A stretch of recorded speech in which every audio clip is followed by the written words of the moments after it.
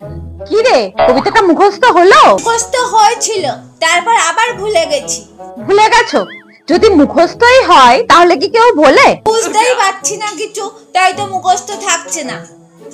তখনই তো বললাম দে বুঝিয়ে দি, বুঝিয়ে দিলে তাড়াতাড়ি মুখস্থ হবে, তখন তো শুনলি না। এখন বোঝাও। কালকে সবার সামনে কবিতাটা বলবি আর এখন বলছিস বোঝাও। শোন, তাড়াতাড়ি এই কবিতাটা মুখস্থ করে নে। তুই এই কবিতাটা বলবি, তারপরেই কিন্তু স্বাধীনতার পতাকা উত্তোলন হবে। হ্যাঁ হ্যাঁ ঠিক আছে, তুমি বোঝাও তো আগে। শোন তবে।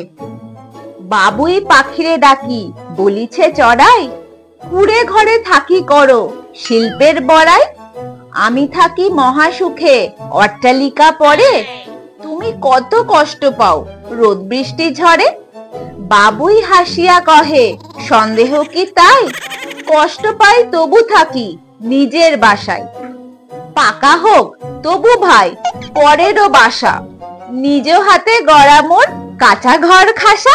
বুঝেছো? তুমি বোঝালে কোথায়, তুমি তো বললে। উফ, মন দিয়ে শুনবে তবে তো বুঝবে। বাবুই পাখি চড়াই পাখিকে বলছে, যতই কুড়ে ঘর হোক, যতই কষ্ট পাই, আমি নিজের বাড়িতে থাকি আর মহা সুখে থাকি। বুঝলে? নিজের বাড়িতে থাকে?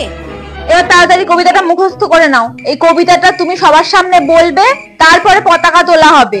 মা, আমরা পতাকা উত্তোলন কি করে করব? আমরা তো নিজের বাড়িতে থাকি না, এটা তো ভাড়াবাড়ি। মেয়েকে পড়ানোটাই আমার ভুল। একটা কথা বলবো আর একটা কথার মিনিং বার করবে, সব সময় মুখে পাকা পাকা কথা লেগেই আছে। হবে না তোর দ্বারাই কিছু।